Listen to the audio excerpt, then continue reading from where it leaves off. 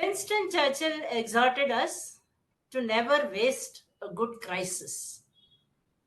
COVID 19 has forced us into a prolonged timeout.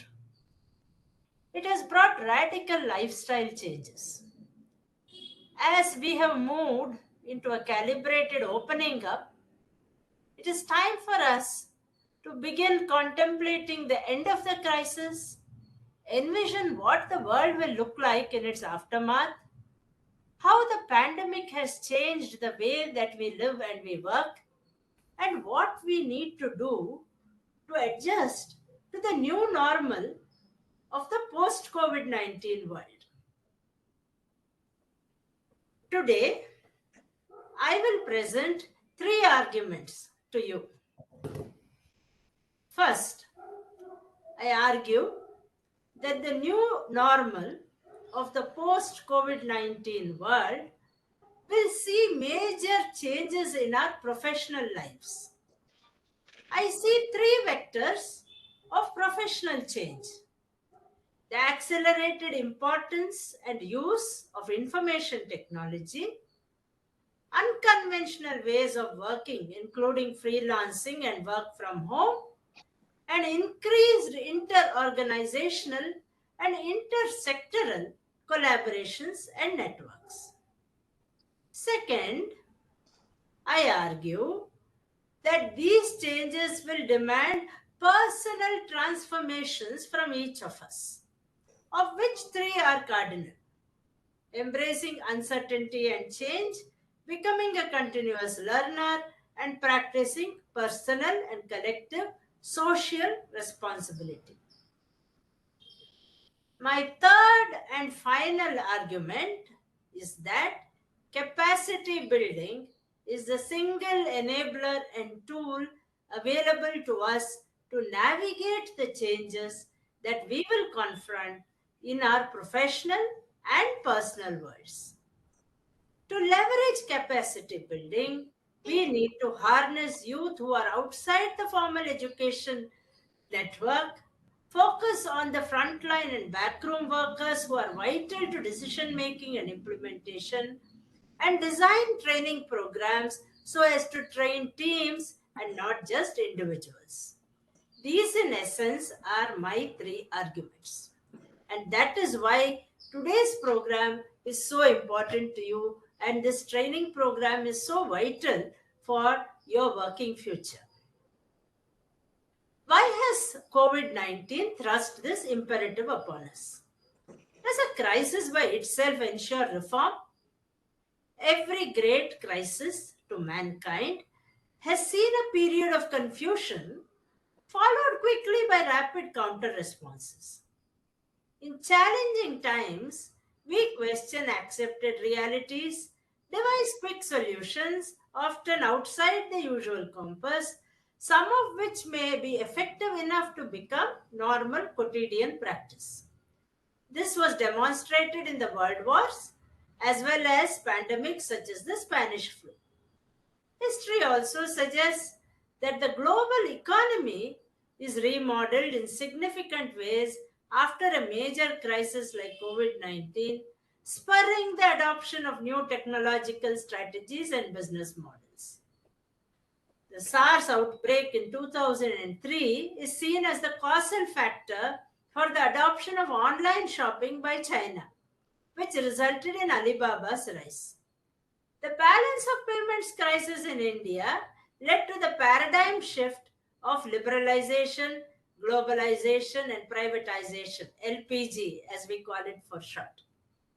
The economic and humanitarian crisis unleashed by COVID 19 is thus an opportunity to reform sectors such as skilling, healthcare, the unorganized sector, and education, which are the underpinnings of our political economy.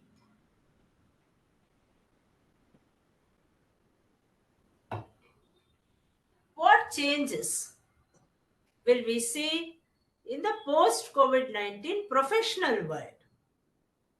We are witnessing live several shifts that are taking place in the world of work. The multi sectoral acceleration of information technology, the advent of freelancing and work from home modes, and the need for lateral, cross sectoral, and inter-organizational collaboration are three such seminal changes. And let us look at each of these. The advent of technology. The CEO of IBM, speaking in an online forum, said, and I quote him here, history would look back on this as the moment when the digital transformation of business and society suddenly accelerated. COVID 19 increased digitalization in all spheres of our professional world, whether it is education, healthcare, governance, or entertainment. As schools closed in many parts of the world, e learning and e delivery of education saw a smart breakthrough. Even I found myself addressing several audiences across the world in one day. I would probably be addressing someone in Berlin in the morning and someone in Nepal in the afternoon and someone in Jalandhar in the evening because digitalization made it possible. Online learning made it possible. States like Karnataka launched the Makkalavani or the children's voice for disseminating educative and entertaining content to children. Now, will the change roll back once we are over the pandemic? Even while keeping teachers integral to the education process, I anticipate that there will be a new flexibility and agility with curated content through platforms such as Coursera and entirely new learning experiences through artificial intelligence, virtual intelligence, and mixed experience tools. Healthcare is seeing similar changes. Digital efforts in Wuhan to contain the crisis via smartphone trackers demonstrated a powerful new public health tool. Kerala Police launched Project Eagle Eye to use drones for surveillance during the lockdown, using technology as a tool to complement manual surveillance in topography which is inaccessible, such as pocket roads and open fields where jeeps cannot traverse. In the entertainment industry, a host of OTTs, Netflix, Amazon Prime, all are seeing a big boost. Netflix viewer numbers swelled in 2020 and 21 as lockdowns across countries kept people at home. Even the requirements of daily activities need digital activation, navigation now. As people have been forced physically apart, they turn to video calls on WhatsApp. All these demonstrate the growing acceptance of technology to help us feel connected. As people become more comfortable with technology and service providers upgrade their infrastructures, creating a better pipeline and more streamlined and user friendly interfaces, technology becomes easier to live with day to day. The second change in our professional world is the growth of freelancing and work from home modes. COVID 19 propelled us to experiment with work from home on an unprecedented scale. As the CEO of Wipro put it, work from home will define a new normal for a lot of industries and will create opportunities for us to be able to do more work globally. WFH has gone beyond our routine processes and scaled new innovative heights. India demonstrated this in the Facebook Geo and the Google Geo deal. The US dollar 5.7 billion investment by Facebook and Google in Reliance Industries Geo platforms in 2020 set a new standard in remote negotiation with extensive M&A dialogue happening online, even including due diligence and agreement negotiations. Now, I had a kind of vantage point. My daughter is a corporate lawyer, and she was herself involved, and she was working on this very transaction. So I was marveling at what technology made possible, because this is one of the biggest deals that has taken place when there was a nationwide lockdown in both India and the US, the two countries where the two parties of the deal were based. Transactions of this magnitude, especially transnational ones, usually involve considerable travel and face to face meetings and facilities by the higher management and their financial and legal advisors. This time, however, all this happened online. The second shift that we may expect is the emergence of the gig economy. Each of us will have to get used to becoming a freelancer. Remote hiring of technical talent will become the norm. Even before COVID 19, we were seeing permanent employers, such as governments and universities, cutting down on hiring and increasingly outsourcing even their core functions. While this may create job insecurity, it is not necessarily a bad thing or even a new one. Take a surgeon, for example. She is attached to one hospital, but she consults in many hospitals, and some surgeons even consult online, and they earn in remuneration from multiple organizations. A talented and skilled individual can therefore peddle her expertise across organizations and be paid by all of them. Remote hiring of talent will become the norm, with corporate positions opening up to skilled candidates everywhere, prioritizing skills over pedigree and geography, all of which is good news for both the economy and the talent pool. It makes talent pools more diverse and businesses and economies stronger.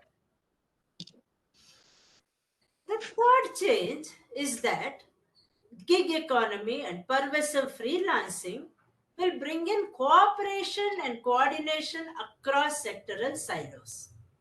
As freelancing becomes prevalent, teams will be self created rather than being curated by leaders and will be more interdependent, more collaborative, more agile, and more flexible. COVID 19 saw the pharmaceutical giants GlaxoSmithKline and Sanofi forget their commercial rivalry to join hands to build a vaccine, pooling their relative strengths of adjuvant technology and a virus antigen, while Google and Apple teamed up to evolve standards for contact tracing. At that time, I was working in the Department of Youth Empowerment and Sports, and my own department, and I was heading National Service Scheme Karnataka. We teamed up with the Rajiv Gandhi University of Health Sciences, that is Karnataka's Health University, Medical University, and with NIMANS and with the National Health Mission to provide curated training on COVID 19 response to NSS officers and volunteers who in turn disseminated this content to communities. All this demands that we build up networks and skills, build each other up professionally with no room for envy or backbiting or jealousy. I foresee a change in the political culture of organizations where coordination and cooperation takes the place or replaces, water cooler gossip, so to say. Now, let me come to my second argument. If these changes are taking place in the professional world, what personal transformation is required from the post COVID 19 individual? That is all of us. Heraclitus said that the only thing that is constant is change. Pragmatism demands that we survive the present moment while building ourselves to thrive in a very different future.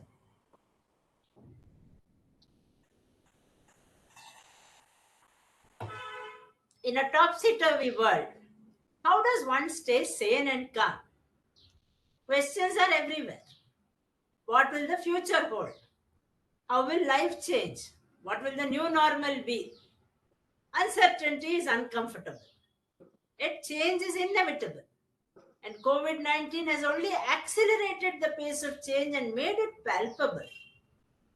In such a dynamic and unpredictable situation, those who accept uncertainty and are willing to take swift, decisive, and risky action will hold the advantage. As lockdowns were announced and non essential businesses were instructed to close, what happened? Business owners were suddenly faced with a tough choice of either stopping operations completely or finding new ways to provide service. Many restaurants closed their doors, you remember that, but they kept their kitchens open, tying up with delivery services like Swiggy and Zomato.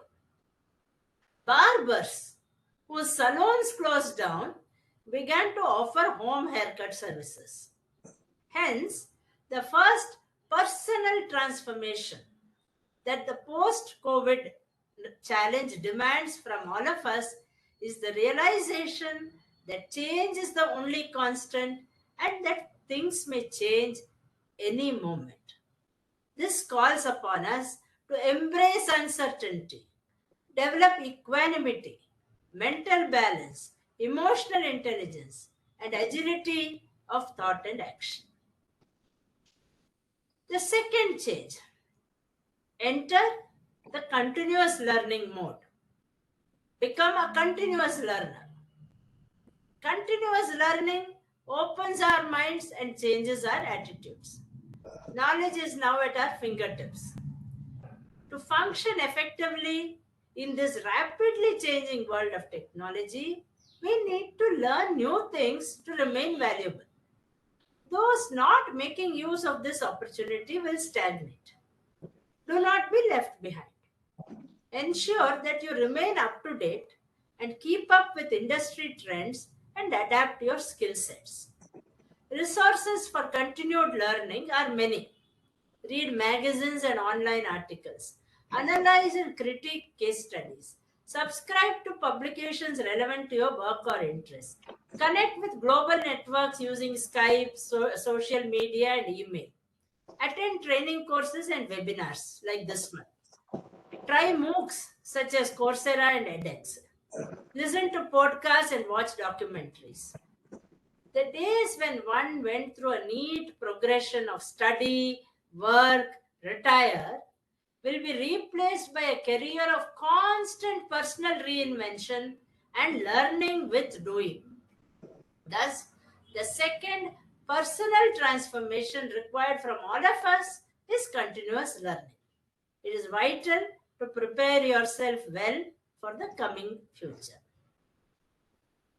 The third and most important self transformation is the practice of collective social responsibility. We are familiar with CSR or corporate social responsibility, but this is not enough. CSR is still someone else's job. It is up to us to adopt personal social responsibility. We each have a duty to each other. Personal social responsibility is easy to practice, say by teaching a child or helping a destitute person in need. But what COVID 19 has brought home to us is a larger collective social responsibility. The health of our communities depends on our individual actions. Thus, it calls upon a responsibility to the community. There are many ways in which the pandemic has expanded the opportunities for exercising this new CSR, collective social responsibility. We suddenly became sharply aware of a joined up world. Paradoxically, COVID 19, while emphasizing physical distancing, reminded us also how interconnected our world really is. The virus spread from a market in Wuhan, China, to almost every corner of the globe in just 3 months. Such a public health crisis is a demonstration of how connected we are to the rest of the world. What happens overseas or in a neighboring state can directly and immediately impact lives in our country, our state, our home. As we collectively navigated the public health crisis, we also found ways to practice collective social responsibility. It is the general consensus of public health experts that the only way to counter the spread of COVID 19 was for each of us to follow the discipline and protocols, wash our hands, keep our distance, stay at home in lockdown. The health of our family, community, and economy depends on us setting aside personal wants and needs for the good of the whole community. Even in complying with the lockdown, while it might have felt that we were sheltering in place to benefit ourselves, paradoxically, we were also doing it for the common good. Social distancing caused a disconnection that could be disorienting. But while we needed to maintain physical distance to stop the spread of COVID 19, we needed social connection more than ever. Therefore, COVID 19 was an opportunity to practice collective social responsibility, helping us to overcome our prejudices, reinforcing our ethics and values, extending our reach, finding ways to reach out and involve, develop curiosity and compassion.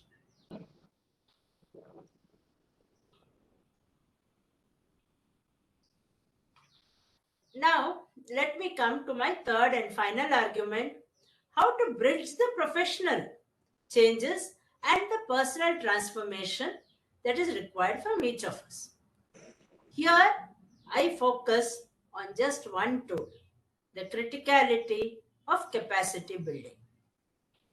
COVID 19 has thrown up challenges and changes in our professional world, primarily the importance of technology, the growth of freelancing and work from home, and the increase of lateral and cross sectoral collaboration. This in turn calls for personal transformations from each of us by embracing uncertainty and change, becoming continuous learners, and practicing collective social responsibility. Capacity building is the tool which enables this personal transformation. As we emerge out of the pandemic, it is to be expected that governments and corporates invest in better cities, health, education, technology, but most of all in capacity building. What aspects of capacity building should we as individuals and as a nation focus upon? First, leadership. Every big crisis is a test of leadership. But COVID 19 is not really about political influence or corporate power. It was about the everyday leadership that we, as individuals and as citizens, demonstrated in our daily lives. Therefore, our capacity building should focus as much as on qualities of character traits as on specializations. Traits such as calmness and equanimity, skills such as communication and problem solving, the attributes of a strong work ethic and a compassionate worldview. And of course, the leadership that is able to lead with persuasion and influence and not dictate encourages participation, not hierarchy, and is purpose led and not power driven. These should form part of skill development as much as technical skills. Second, the front line and the back room become important. In an increasingly digitalized world, with social media creating a virtual reality, presence and authenticity become even more important. Now, let us take an example. Decision making in the pandemic was being taken at the higher levels of the medical fraternity, the bureaucracy, and the polity. But these decisions were crucially dependent on the kind of inputs and information that flowed up from the bottom, from the lab technician or the ASHA worker who is on the field. Similarly, the decisions taken at the apex level had to be properly disseminated to and understood by each person down the line. Without this, implementation would suffer. Now, COVID 19 was not merely a health crisis, it was a logistical marathon. Vast quantities of data, medical and non-medical, were collated, entered, sorted, cleaned, and readied for decision makers by tribes of data entry operators and analysts.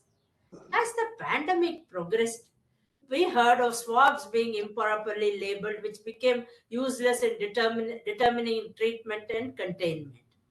We realized that it is not the number of beds or the ventilators that determined outcomes, but the quality of medical personnel. Now, we can procure a bed or a ventilator, but to get a qualified nurse who understood infection control or a pulmonologist is not something that we can procure in a month or even a year. These are long term investments and highlight the importance of the frontline and backroom workers and teach us to respect dignity of labor. Third, the focus should be on training teams and not individuals. We saw that the pandemic makes freelancing acceptable as well as calling for greater collaboration across teams and organizations. It is likely that future teams will comprise permanent, temporary, freelance, and machine employees, and this diversity will call for greater need to build cohesion within the members. Yet our educational system does not prepare us for cross-sectoral coordination of equals. Engineers train with engineers, doctors with doctors, bureaucrats with bureaucrats. Within each fraternity, hierarchy is the fallback option to resolve differences of opinion. The senior most person is always right.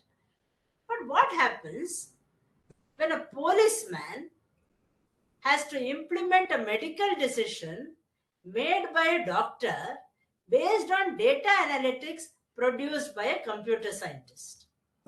We get lost in translation as they struggle with their different vocabularies and work processes. To avoid this and to face future crises better, we need to train teams, not individuals. Let me give you a simpler example. It will make it easy. Some of you would have heard of Ponniyin Selvan. It's the big budget movie, mega movie, which is making waves across the country. Now, when you're making a large movie like that, is it one person's effort? Is it even one uh, profession's effort? No. You have a director, you have actors, you have cameramen, you have set producers, you have audio technicians, you have video technicians, photographers. It is teamwork of different professions. We are able to accept it in certain creative fields where everything calls for teamwork. But where the higher education professions are concerned, we are yet to accept this as the norm. We better accept this as the new normal. We'll have to learn to work together in cross-sectoral teams. And therefore, to face future crises, we need to train teams, people in teams, cross-sectoral, multidisciplinary teams, not individuals. Our pedagogy should mandatorily include case studies, self reliance and decision making situations, problem solving, immersion experiences, and the like.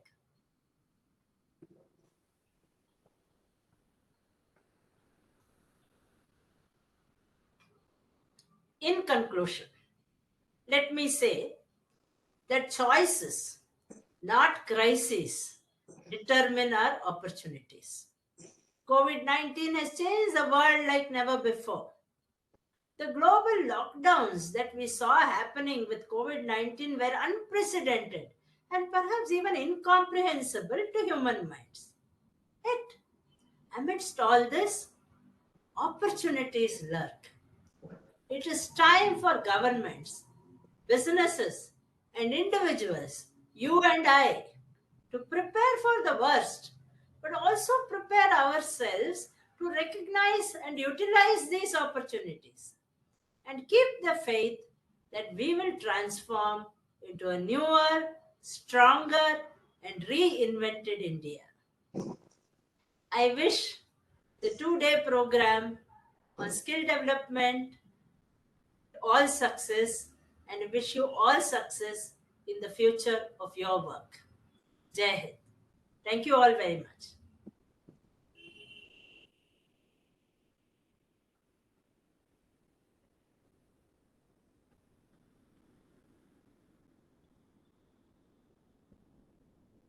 You are on mute.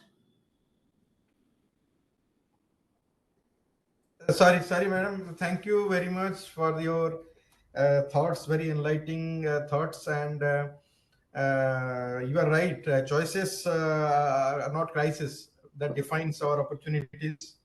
And well defined. Your entire lecture, this 45 minutes lecture, was very defined in such a way that we all have our experience. And before you also, I was mentioning about while in my inaugural session, I was mentioning about the teamwork and problem solving. These employability skills matters now, along with your core skills. One thing, man, you are right. This your lifelong learning, and you outlined the components of outline, lifelong learning. Your attending courses, webinars, then your case studies, and the books and reviews. We all taken together really will help all of us to maintain for our employability or future work conditions they are required. And one thing, ma'am, I just want to know from you regarding you mentioned about some what there is about policemen and doctors and data, that component. Yeah. Somehow during the COVID period, I was also thinking the same way that, ma'am, see, somewhere our administration and economy should work in a team. That you mentioned here, the training in a teamwork is required from multi-sectoral. So I find, say, for example, the district collectors during the COVID period, they'll announce that tomorrow the market will open so and so time. Then after 2 days, they'll say no this time. So somehow I find, because of this lack of coordination and the understanding about economy and administration, many livelihoods lost. You must have seen in the Facebook also, social medias, that how officers going and throwing vegetables. And in somewhere I found one 80-year-old, this watermelon seller was beaten by an additional tahsildar because he was late for 15 or 20 minutes to wind up his business, because it was 11 o'clock, it was the last time. So somewhere this also, this as per your understanding and your lecture, I'm also my experience is also similar, that somewhere need coordinations for better livelihood and to save livelihood at least. The question is, even generating livelihood, and we are destroying also sometimes livelihood. At least we should save the livelihoods also.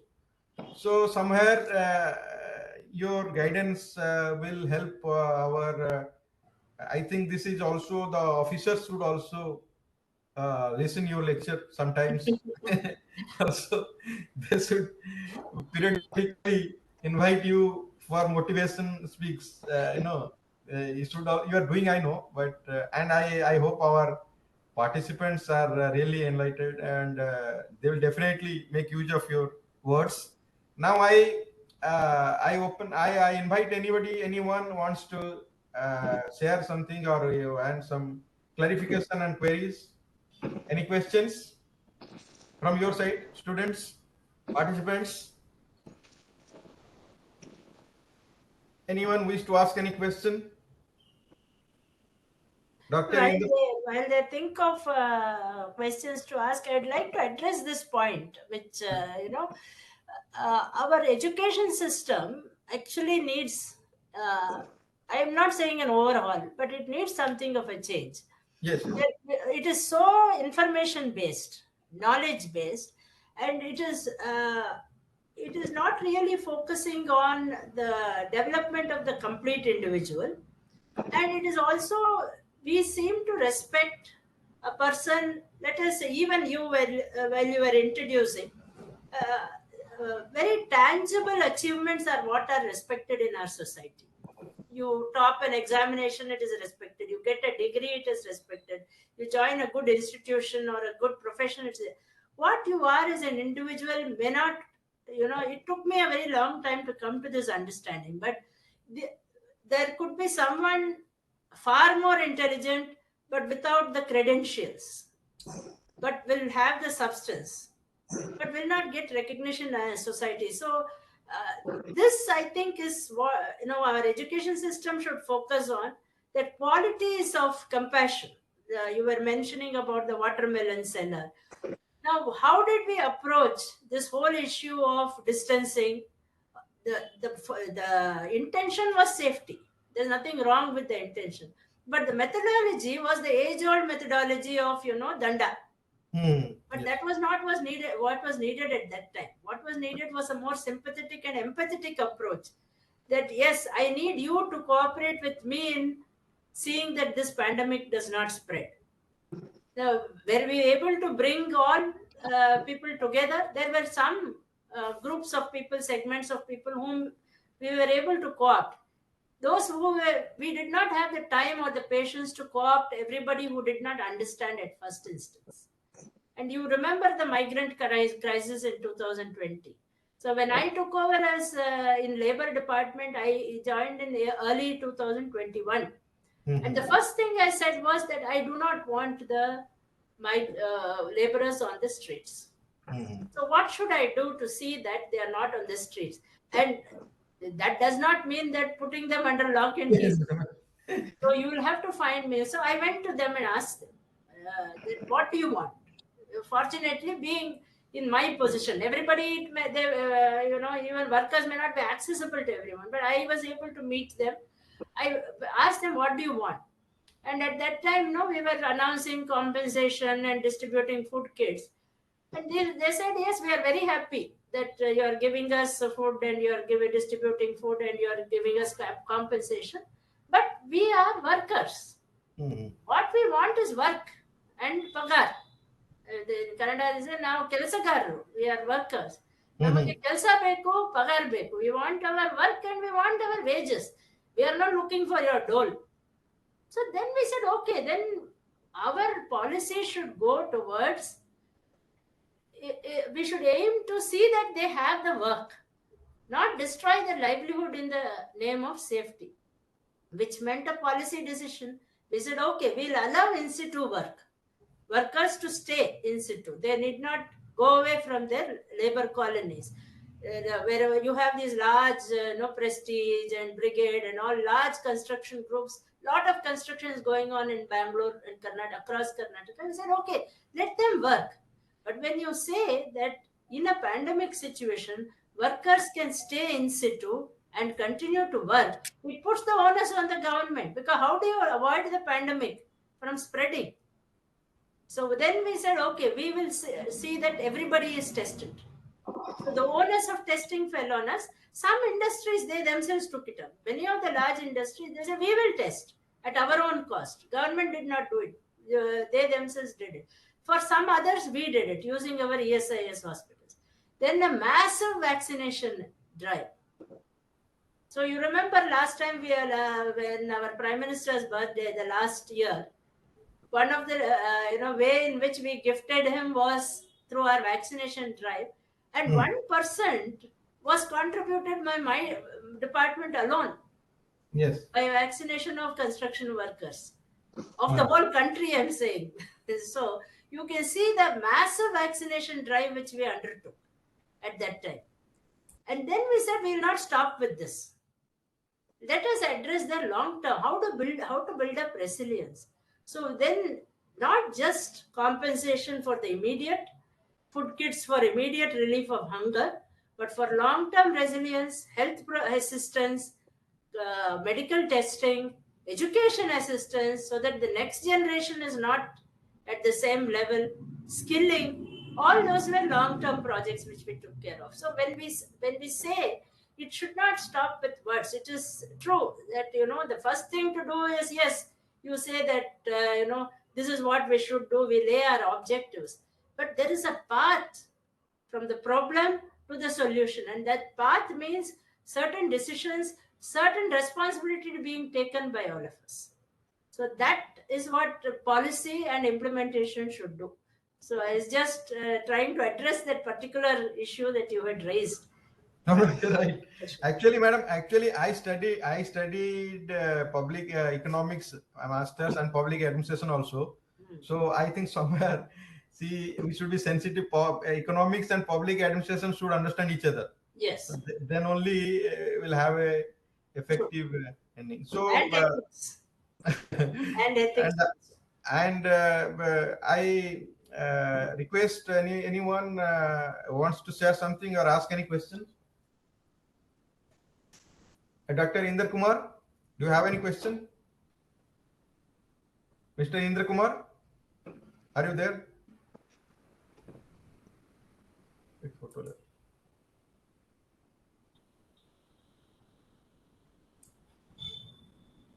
Or anyone? Montrisna? Any point from Assam? Any viewpoint from Assam?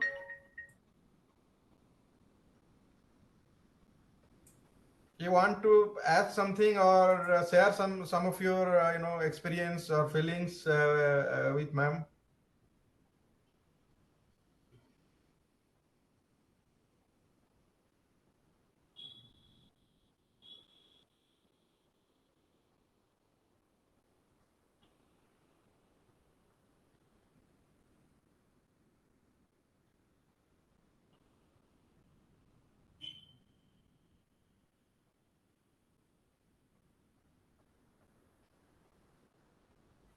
Chart में देखते हैं chart में कोई question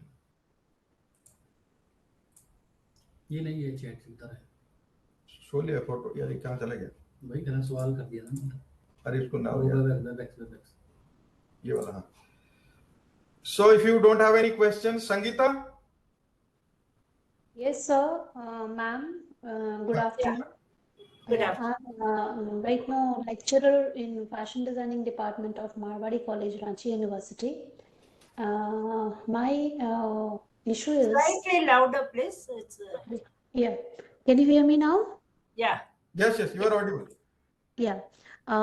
Actually, my students are into fashion designing, and I just wanted to know the impact of skill development. You know, the skill is developed, but the impact is not means as such means expected. Like the graduate students and the postgraduate students of fashion designing, they are getting the jobs of just 8 to 10,000. Like they are getting the jobs of operators, not the as a designers. And there are many industries opening in Ranchi also, but still they are not appointing in a good post. They are just taking as an operator.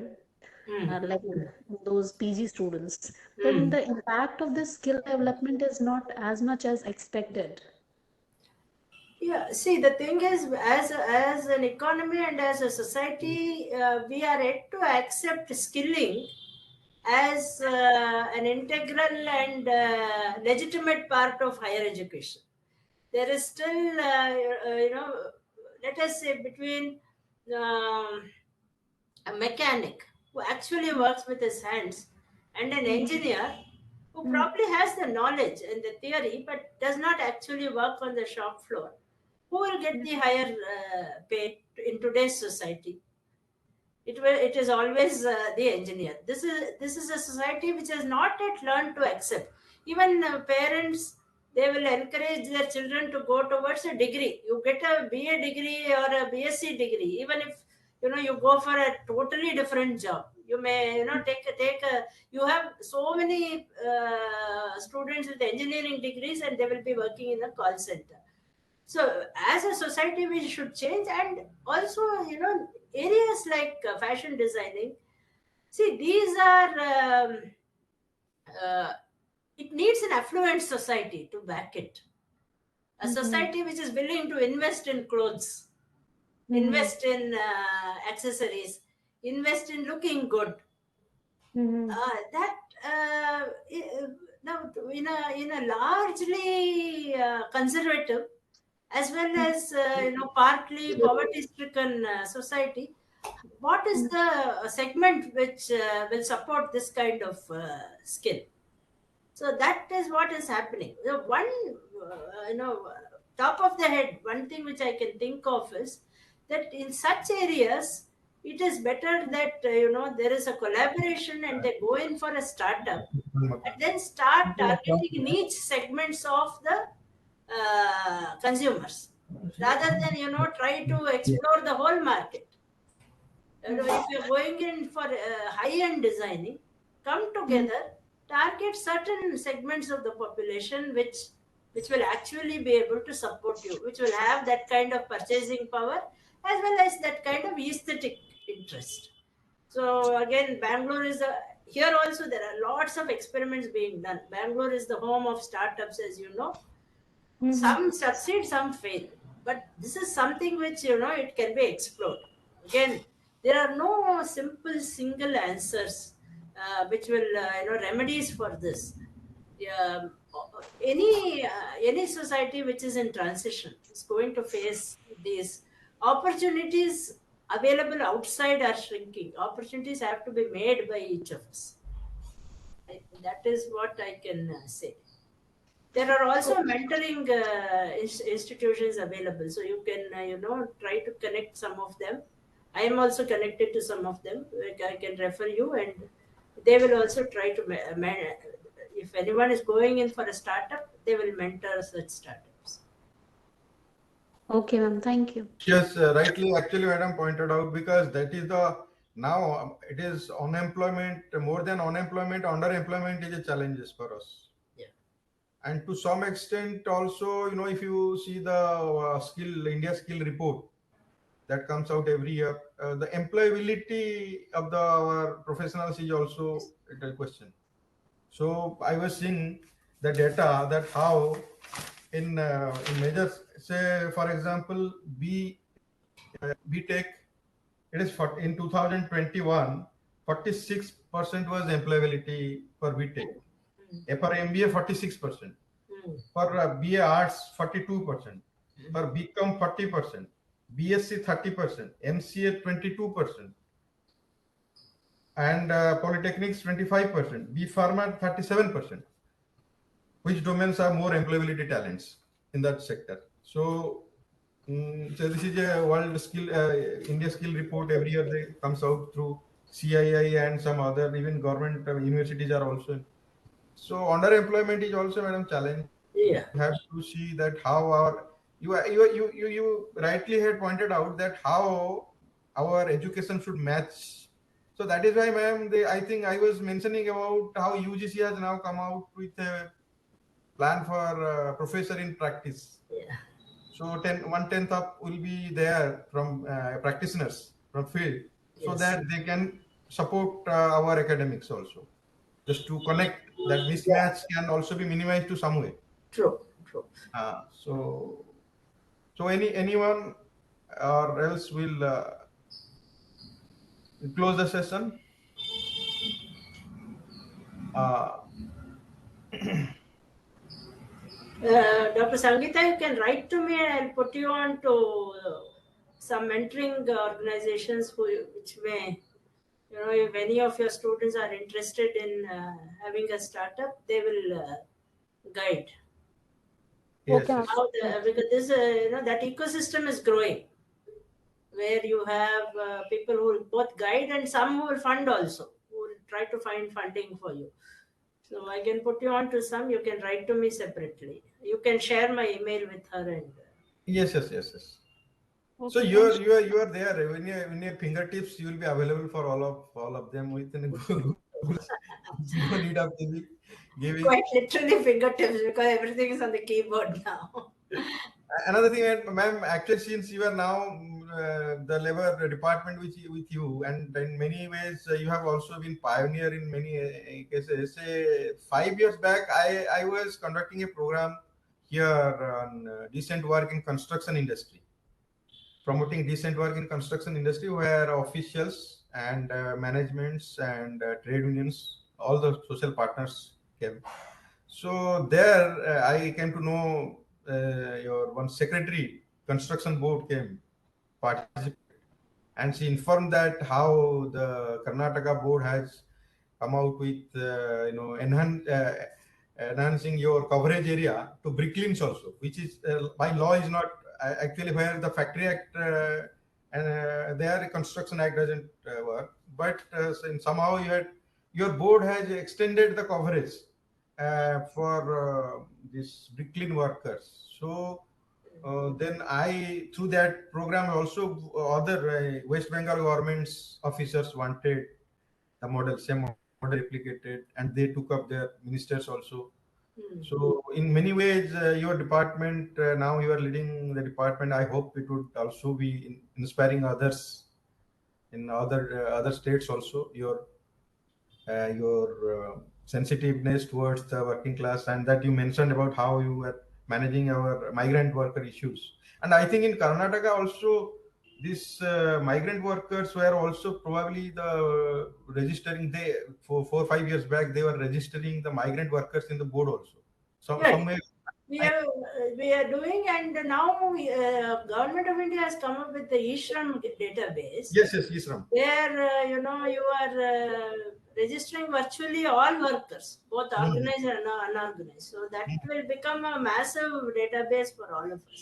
Yesterday also, madam, we were discussing, our honorable secretary came to our institute, Madam Arti Ahujaji. So we were discussing regarding e-Shram portal, how to make it more vibrant. Yeah. And actually, there are many things. Actually, I attend now recently in Jaipur. We are attending participating some outreach events where all of Government of India's organizations are coming there, including DRDO, ISRO, then Geological Survey of India, Skill India. So from our side, I also take our team to there, and this time also we got the first prize there also. Thing is that there are many Right. things. Actually, I found I told madam yesterday also, madam, even ISRO second and DRDO third. I madam found with my way of reaching out, or starting from school to college to university level, students, teachers, professor, almost 10,000 people visited in that program. Somewhere, ma'am, I found that though our labor ministry is as the objectivity starts where work starts mostly, but still I found the students from schools to college, when we sensitize them, we make them aware about these initiatives, national career service, and all these things. Somewhere this livelihood, career, welfare matters to the people still now. So that Yeah. is the reflection that I found, that people voted. I mean, visitors wanted that we should give in the first prize. So somewhere so you are fortunate that you are now leading to such a department where you can also immensely feel proud and contribute, not only for Karnataka, also for the nation as a whole. In multiple ways, in any growing, developing economy, governance matters, both Ji, in terms of policy, but also in terms of direct impact on the people. ji, ji. It will take a few more decades for us to become self-reliant in that sense, where you are completely independent of government, where you can sustain. Then it needs a very large and very strong economy. Ji, ji. So for some time, this present trend will be there. But I also look forward to a day when the reliance people become reliant on their own, that they Yes, don't yes. need uh, the the best government is that which makes itself irrelevant. Our Madam, opinion. this is our strength also. If you see the data, our self-employment data is 48%. So Yeah. by nature, we are entrepreneurial. By nature, we have been managing our own affairs. 48% people are dependent upon their small micro enterprises, and they need some kind of ecosystem and conducive environment. Yeah. Actually, That support system is required. Otherwise, we have that strength. we That is have why. this. Uh, Capital was, at maybe 5 years ago, I would have said capital was a constraint. But now, everywhere around, I see that there are people willing to invest also. There are hmm. enough people willing to invest on somebody else's idea. Yes, yes. Yeah, and so even capital is no longer a constraint. So you say the other thing should grow. It should also become easy. Entry and exit barriers should be less. It should be easy for to start an industry and to close an industry also. If you are, you want to shift, then uh, it should be possible to do that. that is also Anyway, I think we are moving in the right direction. So let us. some also like some schemes like Mudra Yojana and Mudra schemes for small enterprise to support them. Mudras and PMEGY and I was going through some reports yesterday also for taking session in other program also. I find that how they have been also helpful. And personally, I intervene in my last week. I was taking a session in our institute. So somebody from Puducherry told sir Mudra ke bare mein I was telling. Sir, but I went and they said that you require some collateral or something. I said it's no, it's without. Who told you? Then which bank and this bank? Do you have the number of the manager? Yes, he gave me the number. Then I called the manager. He said I told that I am so and so and I am taking a session. And how are you asking for collateral? He said, no, we are not asking. Who told you? So he was little. I said, no, somebody who went to you and I then handed over the phone and he talked directly and he said, no, ऐसा नहीं है, sir. We are the top, giving mudras. Sir, you ask him to come Monday and we'll give loans. So sometimes when I ask managers, they come here also for taking sessions. I invite. So they say, sir, we see that we have to see the aptitude of the uh, one. You told that capital may not be the now hurdle, but your aptitude and other issues also, like you told some factors that is also so your proposal, your ideas and your aptitude also matters. So that is why this kind of programs to encourage our youngsters that how they should be entrepreneur, become entrepreneur. And so these kind of programs are also we are taking up for these reasons. So to encourage students, they should come up with new ideas. And as you told, angel investors through incubation centers are also Opening. helping startups and new and these professionals, those who are now those I heard a couple who came from Australia and they have started an hydraulic this leaf that use in our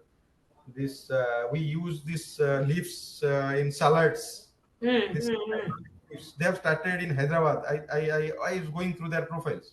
Okay. So this kind of new ideas, people are coming with new ideas and taking risks and also excelling in this area. And you should say that if they are investing on one product, then they have done some research that there is an assured market for that particular product, which Uh, is a leaf used in a salad. No, it's a small market. It's a single product focused initiative or enterprise, but it may work.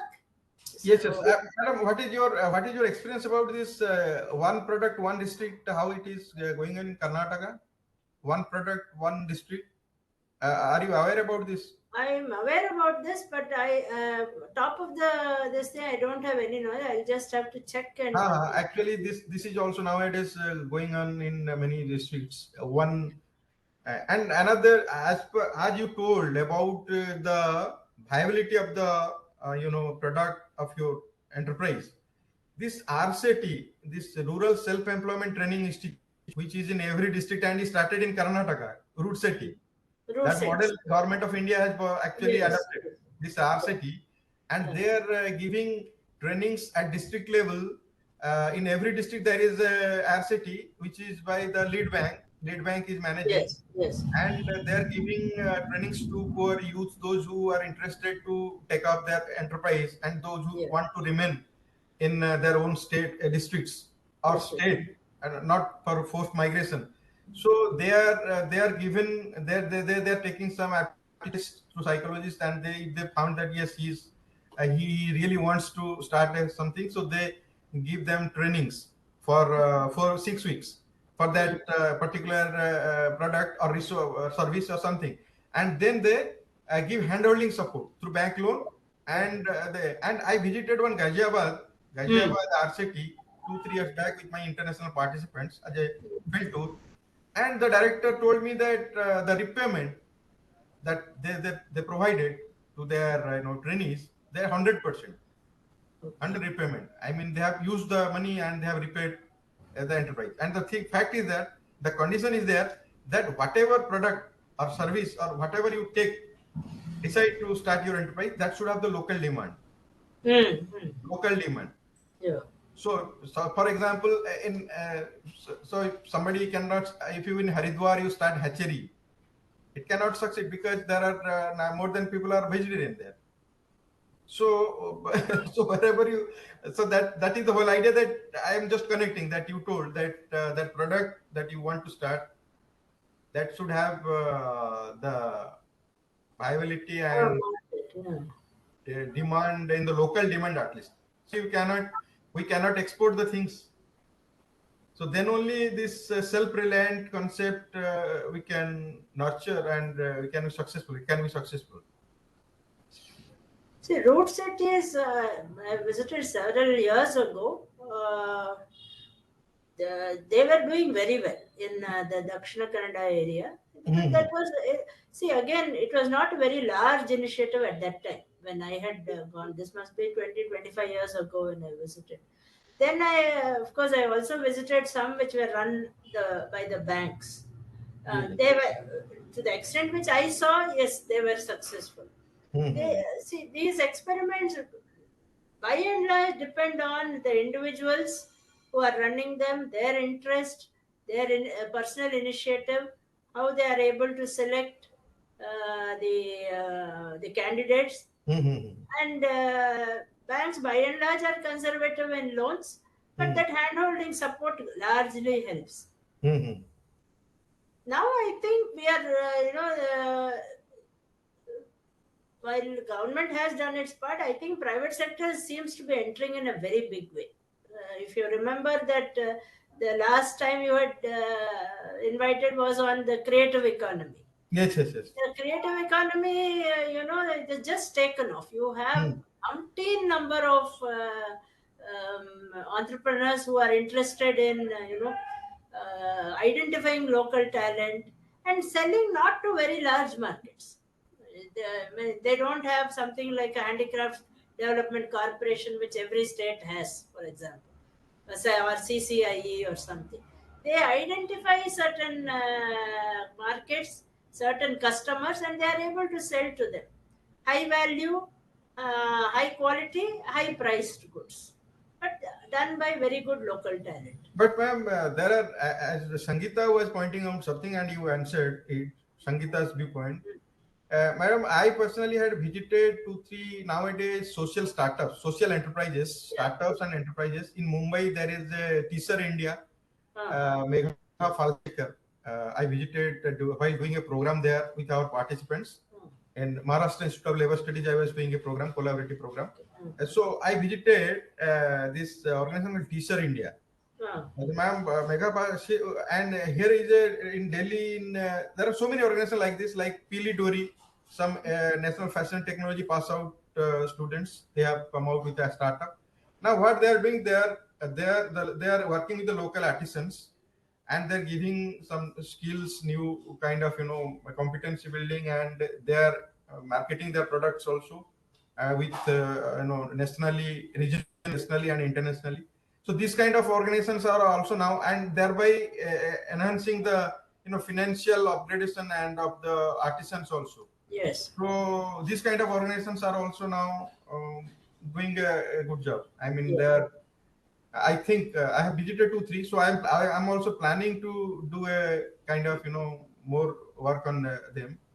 So this is a new changes that is taking place. That artisans and the crafts or handicrafts people, they also require certain kind of support system from intervention, so that for market purpose, marketability of their products. E-commerce has made it easier. Now you can market a large number of products on Amazon, and even if that artisan will not have direct accessibility, which also, but the larger artisans are able to access directly. But even if very small artisans are not able to do it, there can be somebody who bridges that gap. Yes, yes, yes, yes. Then they can aggregate it and then market it on any of these websites. E-commerce has made a lot of things possible, and as you said, it is a possible to access international markets. I used to be managing director of Kaveri Handicrafts. At that time, e-commerce was just beginning, and it was unthinkable. So if we wanted, we used to open showrooms in different parts of India. Even Delhi has a Kaveri Handicraft showroom in Ha, Karate ha. Place area. Yes, yes, So, yes, yes. so do most of the other. But now you don't need that at all. No, you don't need that whole infrastructure. You can just market. We started at that time putting things on the web in our own website. But now it is so easy with it comes with its own conditionalities, with its own constraints, but the possibility exists, and that seems to be everybody's pet area for startups here and aggregators. That's what I see in Bangalore, especially those who are straddling that NGO academic space. They seem to be very interested in this creative economy Right, right. area rather than hard industry or anything like that. This seems to be a very good possibility for them. Even your Karnataka Bhavan's laddu is also, madam, very. Whenever I go there by there, I find in your laddus prepared by Karnataka Bhavan. They have packets of laddus. Okay, I didn't know So that this. is also. So Which thank you. particular? I mean, we have those different types of laddus here. We have so it must be possibly some.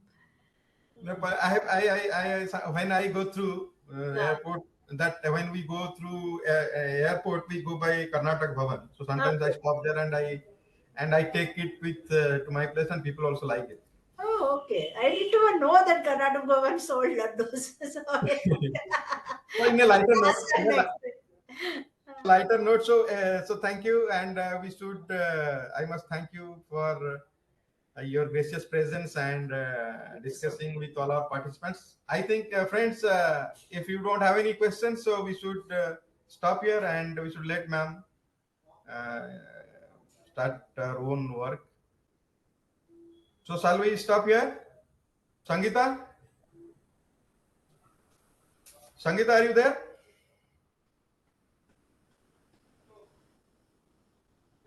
I think so there. it's low. There's something wrong with the audio. So we can. So they're saying a long distance and they're using mobile networks and Ah, sometimes mobile networks also. yeah.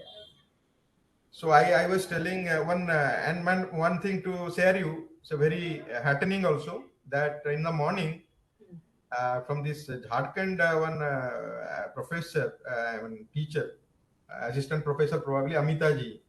She actually to our participants, Evelina is there, Evelina, and so they were having some issues in their mobile phone.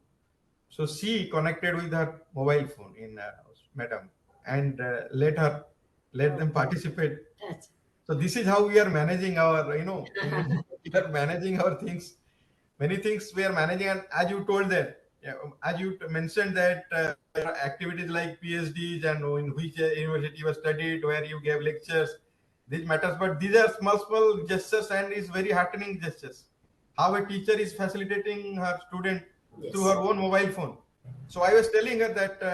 कि भाई why you try that where your institute or your department have some computers, they can also facilitate for sometimes for 2 days. So these are also, madam, accessibility issues also. Still we are at a good position, but still we lack somewhere in accessing the things also. That is why. So I'm not putting pressure on our participants much actually, so that because they are managing their own mobiles, own data. So that is why I am grateful to them that whoever have joined with our programs with keen interest. I have assured them that you will be definitely benefited out of this 2 days program, and it will be memorable for you. And thank you, ma'am. Thank You you so really much. made this day, and by your appearance and being such a position and important position, you are still also have that passion to connect people, whether small group or large group. Uh, I must thank from the core of my heart, and you are really ideal for all of us. Thank you very much. Thank you so much. Very Thank kind you. of you. Thank you. Have a great program. Ji ma'am, thank you very much.